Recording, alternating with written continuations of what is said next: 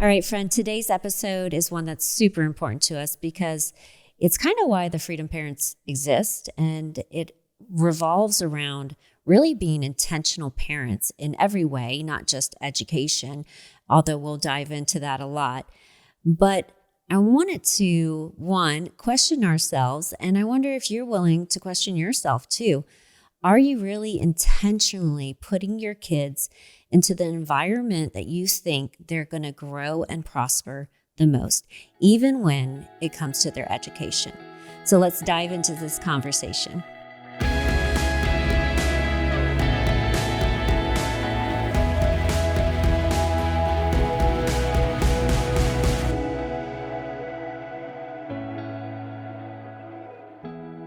All right. Lego. Hello, my handsome husband. How are you? You're looking kind of cute. Thank you. Is that our daughter sits back and Feeling the bump. and records. What is she doing over there? She's learning. She's in social media 101 right now. She's in social media 101. Mm-hmm. There you go. It's kind of the topic, huh? And I think you told her that you were paying her to... Well, she was already getting paid to do nothing, so now she's just fulfilling her already payment. There's not new payments. So the title of today is Questioning Status Quo for Your Kids. Now all this conversation will make sense to you. But actually on our walk this morning, we were talking about her agenda for the day. And we were talking about this component here, Social Media 101.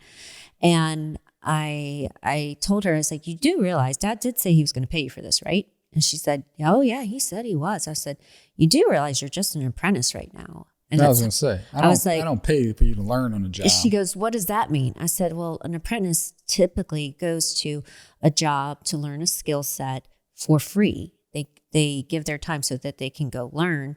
I said, it's very rare to have a paid apprenticeship. And you have a paid apprenticeship right now, so that's pretty cool. So she had a paid just existing. So now so she's in training right now, and I have no doubt she's going to do a great job. And I told her, I was like, the cool thing is you can't fail. You're fine. You're just learning right now because this is Social Media 101. So questioning status quo for our kids. This is the topic that's been floating around in our household. Yeah. For since several you moved years. To Arizona. Yeah, and we've been, we've navigated and traveled down different roads, and I think the path becomes clearer and clearer for us personally as a family, as parents. And well, it started when we started to create, because before we just kind of stayed into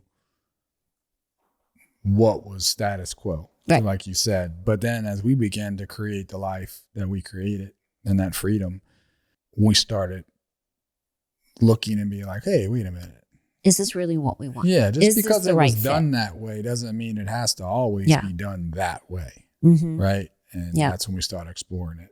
Yeah, and I don't think we don't always, it's not just through the filter of what we want. If this feels like the right fit for us, we do take our kids into consideration, believe it or not. Are we running it through the filter of what makes them happy? A little bit, but more importantly, we run it through the filter of, is this serving them? Like, is this developing their strengths that we've come to see? Like, the cool thing is when you do have, like, our oldest is 14. And when they're younger, you can kind of be like, wow, I think this might be their strength or this might be their strength. But as they get older, in those teen years, you really get a good idea of like, no, she's 150% gifted as an artist. Like, clearly, everyone says it. That's something that we should be putting time and effort into. So we run it through the filter of, is their current situation serving them as the individual that they're becoming, this child, yet also emerging into adulthood. So we tried several things in the past for education. We've been in private schools, public schools, online schools. So we've had, a homeschooling experience minus us being teachers. Very, very small private Christian schools. We've tried a lot. And I'm not saying that, we're not trying to put any one thing in a bucket of like, that's wrong for everyone. No, that's what works for you. Yeah. That's kind of like our journey in our professional careers. I went to college. I worked at corporate America. Then we went and got a loan and started a gym. And we did the fitness thing for a while. Yep. And then we got into what we do now, which is virtual and online coaching. And it's kind of like the same thing with schooling. We did the public, we did the private, we did the online staring at a computer all day. Basically learned a similar or same curriculum as they were in school. It's just on a computer at home. And it's kind of a similar journey. We're like, nope. All right. This is for us, right? I think about the traditional mindset that many of us, including us, have had and had to work around, and as we navigate these waters for our kids. And I can't even say that each one of them will take the same path. I don't know, like our second one, Mila, she seems to be thriving in her private Christian school right now. So, I don't know that we will take her out. Maybe we will, but for our other one, we just really start to see like this doesn't feel like it's honing her gifts. It doesn't feel like it's really raising her up to be the adult that she's gonna I think want to we'll be. end up, all of them will end up doing this. I don't. Oh, you see that far? I'm like, let's get it right with I don't one. see just getting. No, it's not if one thrives more in a subpar environment. It's still they're learning, in my opinion, irrelevant stuff. There's no reason for a child to stress and be, full of anxiety to learn calculus, algebra 2, just stuff that they're not their gift or strength. Thing. It's ridiculous for them to sit in class all day and come home and stress about that at 12, 13, 14, 15, 16, 17 years old. And they say they do communication classes. They each do one presentation or two a year. I mean, that's not honing or learning communication skills. So no, I'll push back on that. I think they're all going to end up going through this, but we're going to not overload ourselves and start with the oldest one, because the way we look at it is through the lens of what I just described, but also through, you got kids influencing kids at school. They spend 8 hours a day being influenced by a bunch of other kids that don't know crap about the world. They're struggling to figure things out and exploring and trying to, know what's up and what's down. And they're mentoring each other all day. Yeah. It's like, well, we had to work through this too, because, you do have to truly find what's going to be a good fit for you. And we know, like, our friends have an incredible online school, Valor Online Global. It's awesome. But sometimes that may not be the right fit for you too, And ultimately, we thought, okay, well, maybe our kids need to be back at school.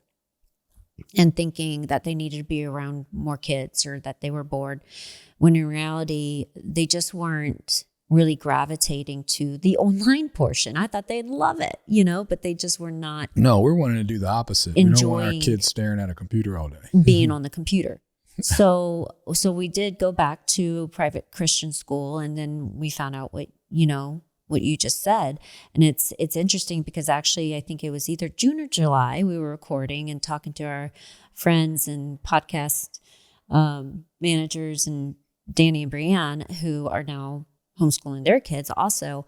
And they hadn't made the leap just yet. But I remember telling them that I was like, especially if you have teenagers, I was like, I really am coming to see that I don't think it's the best idea to have teenagers around teenagers all day long, 5 days a week. And after I said that, I really I tell you, that was almost in my head every day. I'm like, well, then what the heck are we doing right now? And these are like, so I think what I mentioned earlier about, I'm not sure if we're going that route, it's more of like when, because I do see, like, for our son who's 7 and in first grade right now, like, I think it's great for him right now. He's just learning basic stuff that you really need. He goes and he plays. He's made some good friends. There's no drama or social issues really, yet. He's learning socialization skills on a elementary level, literally. No kid has taught him about sex on the playground yet. It's very innocent and it's fine. But as your kids get older, what I see is they start to be exposed more and more that they don't need to be exposed to necessarily.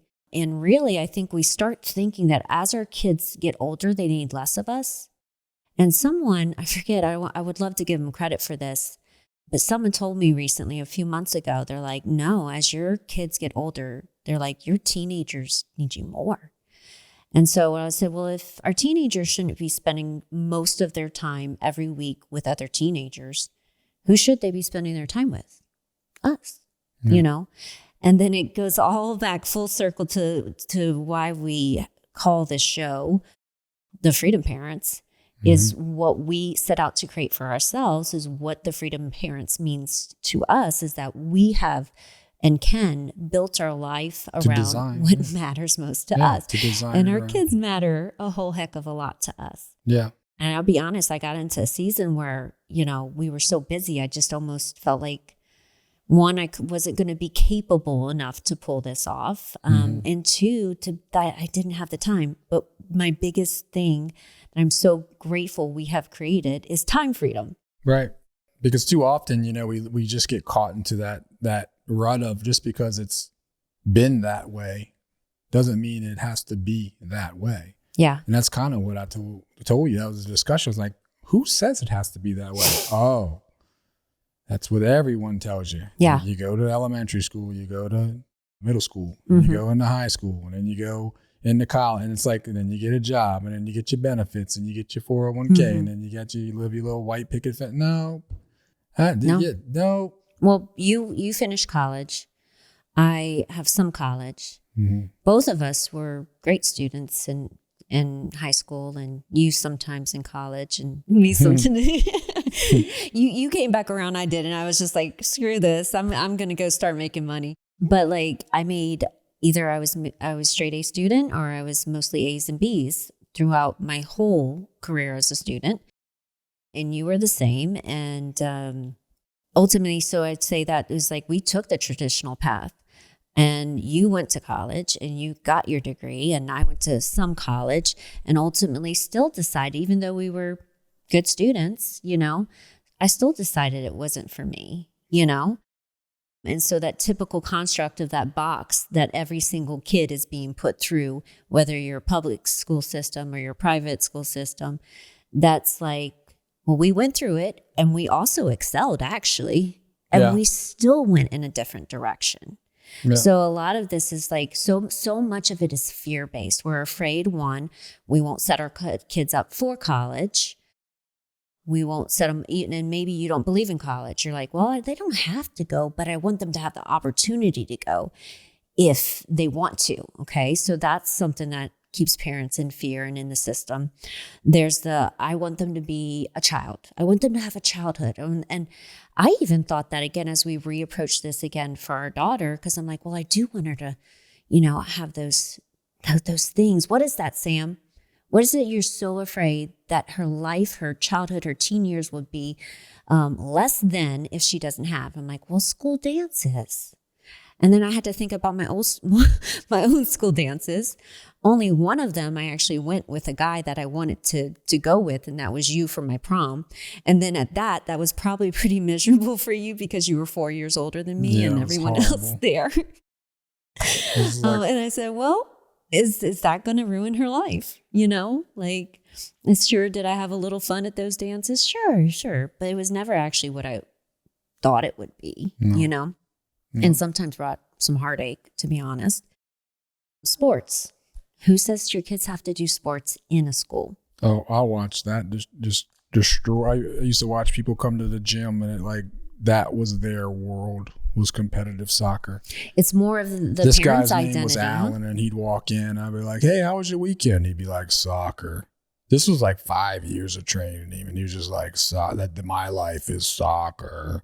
And it's like, who says that has to be? And then I don't think his child even went to do soccer in college. Yeah. I think it was just put 5 years of the whole family's life was consumed by that. And, it doesn't mean that your kids can't thrive in certain sports and whatnot, because I did too. But yeah. Well, our midwife was talking to you yesterday as we were talking about this subject. She homeschooled some. She says, anything that you feel like you need to supplement from the public school, you can.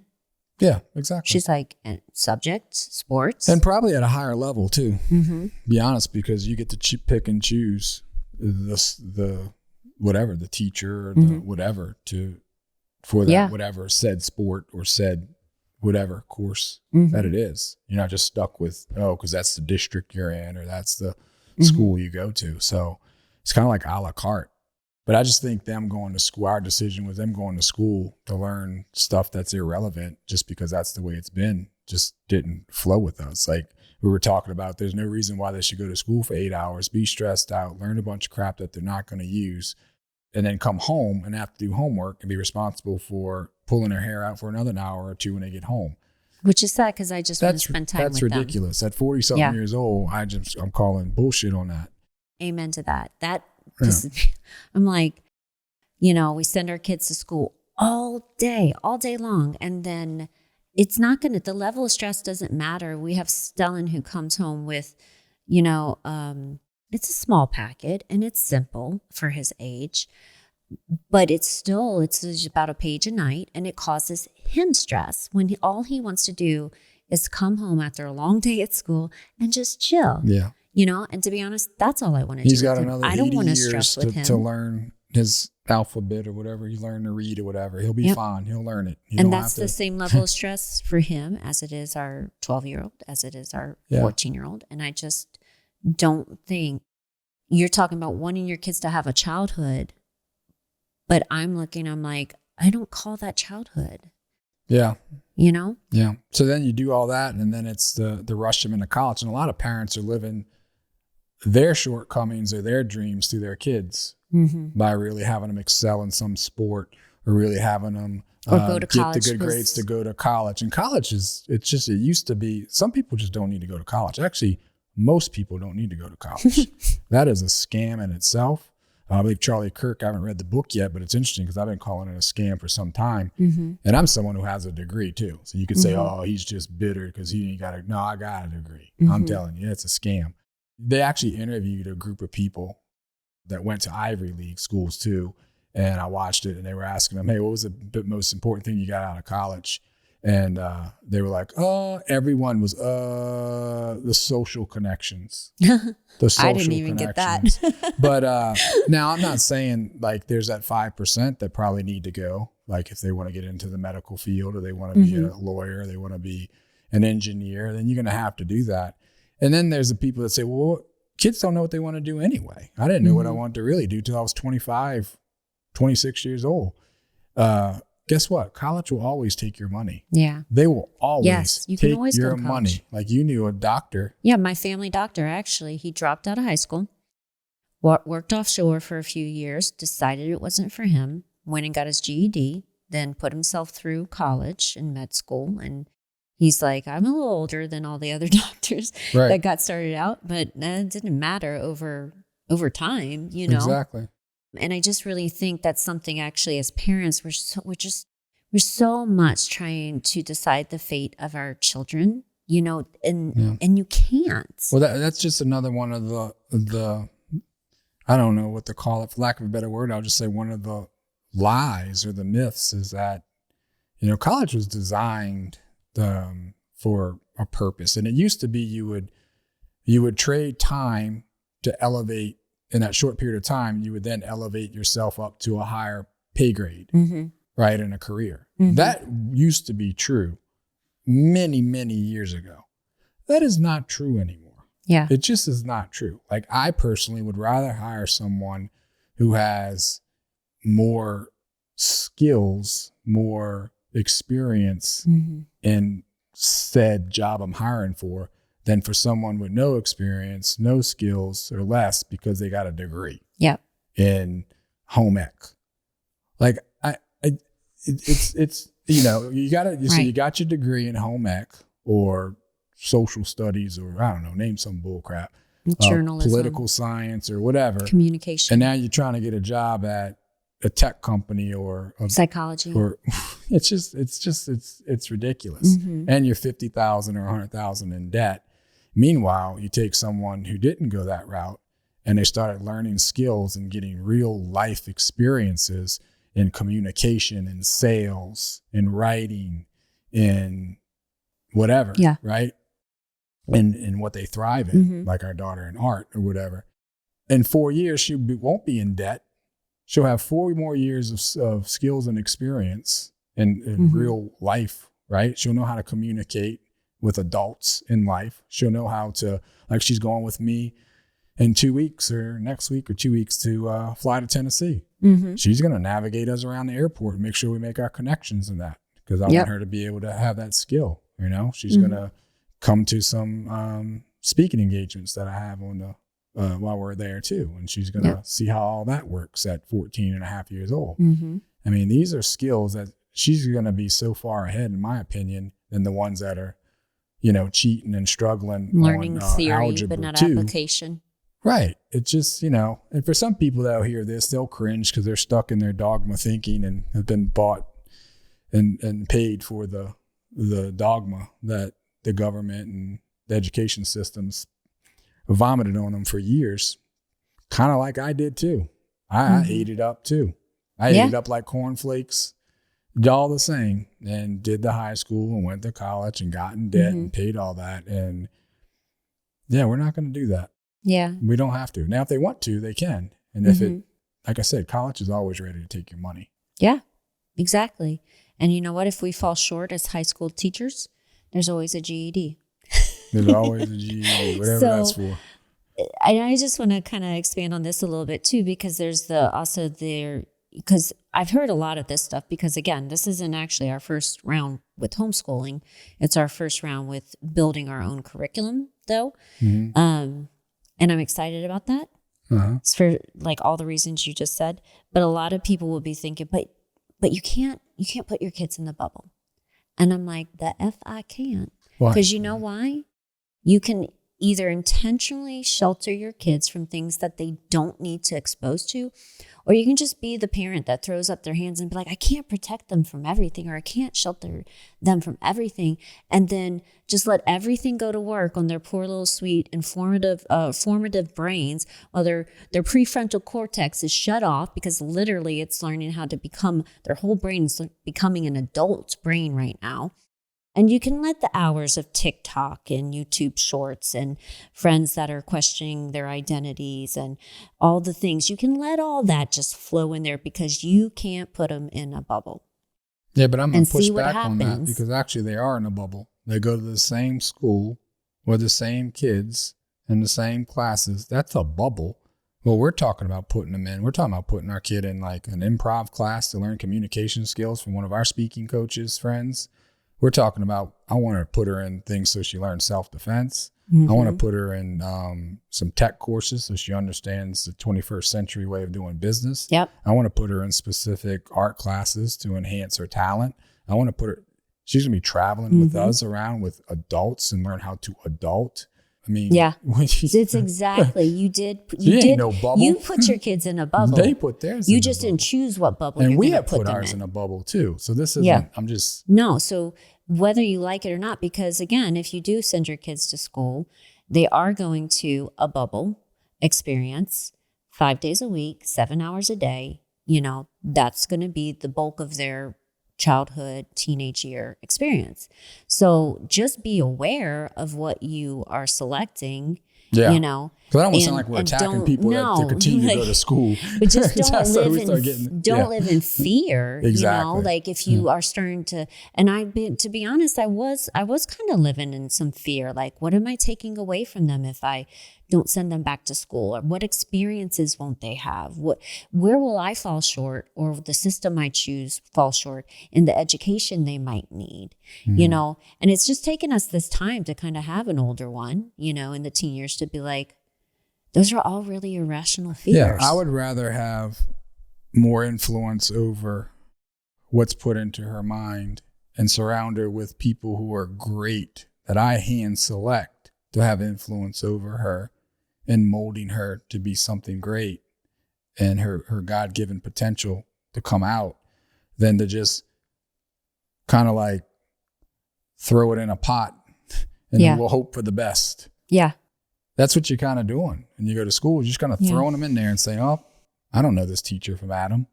I don't know their social agenda, right? Because that's another thing that you don't know what's being taught. And these days they used to be able to separate their social agendas or their political sidedness back in the day. They used to just be able to leave it alone. Now they don't, they like don't have the restraint, or they feel emboldened. I don't know what it is to push it. And you can ask, well, when does it become a social agenda? Is when it goes beyond an effort to represent reality, right? Accurately. Yeah. That's when it becomes socially engineered. And I think that's what you see a lot, or you hear a lot going on. And I'm like, not on my watch. Yeah. And some do it more discreetly than others, or some do it more innocent than others, or ignorant, should I be? Yeah. Say? Yeah. I think the school system, it evolved because back in the day, that was the only way for children to get an education, which is important. To educate your children, to be literate, to be capable of having the skills or gathering skills, to develop their intellect, but also careers and opportunities to provide for their family. That's why it evolved over the years, and it was very important.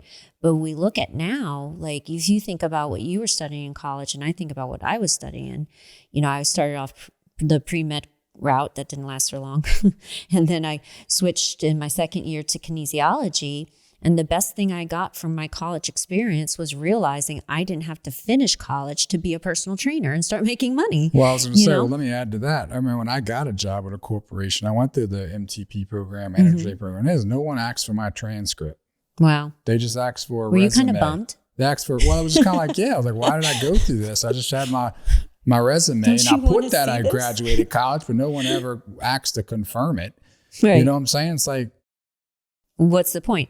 Well, and the thing is too, so back to the education and why it had nothing, no alignment with what my major was, or what I went and did. I switched and I left because I realized at a younger age that the knowledge I needed to become a great personal trainer and eventually gym owner, it wasn't just in school anymore. It was online. And so much of what a lot of our kids are going to grow up to be, unless they're going to grow up to be doctors or lawyers or engineers or something like that, anything in that realm. So much of what a lot of our kids are going to grow up to be, like they can get that education online and through other resources too. No, that's a good point. And, our stipulation too with our daughter, who we're doing this with, was you have to be open-minded. And you really, I don't want to say you got to do what we say, but you kind of got to do what we say, because we're the teachers and we're going to guide you through this. Because if you're not going to be open-minded and you're not willing to change some things, then school probably is the best for you. Yep. Just show up, read what they tell you to read, do what they tell you to do, and do 12 years of that and just whatever. I said, but I'm trying to set you up to where you answer to nobody, really, but God. If you look at the last 2 years, because we created the life we created, we didn't have to answer or do anything that everybody else was doing. I mean, there was people that were violating their bodies and looking like whatever, were scared to breathe air, running around, with masks on, thinking that's going to protect them. And now there's new stuff coming out that's not so, but they had to do that because someone told them to for 2 years because they had no choice. Yeah. See, I like to create choices. Yep. Like I like to be in a position to where we have choices. And that's the life we designed, and that's what I want to give to our kids. Yep. 100%. I mean, if they go through college or they do whatever, you're going to work for somebody, and that's okay. But just know this is how this works. Yeah. They say what you have to wear. They say when you can take off. They say how much you're worth. They say what you have to inject into your body or don't. They say if you gotta whatever. Yeah. If you're okay with that, hey, go do that route. Yeah. Well, and that's such a great point too, because I think about our oldest, who is an incredible artist, and maybe she doesn't want to be an artist. Who knows? Current talk is she would like to learn how to make money from doing art, and I think setting your kids up that they can go in many directions. Our second is a dancer, and she was talking about saying, like, can I be a dancer? I'm like, sure, baby, you can be a dancer. She's like, do they make enough money? No, she said, I changed my mind. They don't make enough money. She said that. Like, and I said, and I correct them both, because Sabella also said, people said, artists don't make a lot of money. I'm like, I call BS, because, there's so many artists and dancers, and you name it, you put anything, teachers, people tend to say, well, teachers don't make any money. I'm like, no. You know what? The ones with an entrepreneurial mind that take their skill of teaching and go make YouTube videos and monetize it, those teachers make money. Right. The dancers that go build courses online and gain a business mind and a communication mind through social media, those dancers make money. It's like some of our best coaches, which there's no cap on their income or their potential and what you're building. A lot of our best coaches are ex-teachers. Yeah. Former teachers. Yes, exactly. They took that skill set and they moved the ladder of success they were climbing onto a building that actually they could climb up the ladder to, no cap. Teachers are great coaches because they're great teachers. Yeah, exactly. Yeah. So I don't believe there is actually a limit. And that's what we got really central on is what's the most important things that we would need to teach our kids? Well, foundational education. Up to a certain point, and then we can start questioning the calculus and the trig and all that stuff. And it would be entrepreneurship, understanding money, sales, finances, communication, business, and writing. Yeah. And if we teach them those things really well, they can go in many, many, many directions in life. Right. And sprinkle in some sales. Work ethic. Mental toughness. Well, we're going to stretch their comfort zones too. Yeah. I mean, we're trying to do that with adults these days. And it's difficult. So if we can start doing that, someone that young. I heard it said that, who was that? Oh, if you look at this generation that's coming up right now, can't remember who said it. Somebody pretty big, pretty successful. He said, if you take your child now, and if you just if they just have work ethic and grit, like what we try and preach all the time, he said they will destroy their peers. Wow. Because it's such a soft generation of entitled, clueless type of, I don't mean all, so don't all get offended that you called your kid clueless and whatever. But a lot of them are. He said, I can't know if it was Gary Vee, it was somebody, and he said, yeah. He goes, it might have been Grant Cardone. He said, they will destroy their peers if they just have that type of work ethic and grit. 100%. Because they'll separate themselves from everybody else. So imagine instilling that in someone 14, 15, 16, 17, while the rest are still playing the little game of, let me just get through school by Googling the answers, cheating, doing whatever, TikTok, regurgitating. Right. Go to college. Who's going to be, set up for adulthood? Who's going to be set up to really succeed in adulthood? So, yeah. Well, I'm ready for it. I'm ready for this next season, and I think it's going to be so exciting. All right, friends, that's it. Remember, you deserve to live the life you desire. So go out and create your new American dream.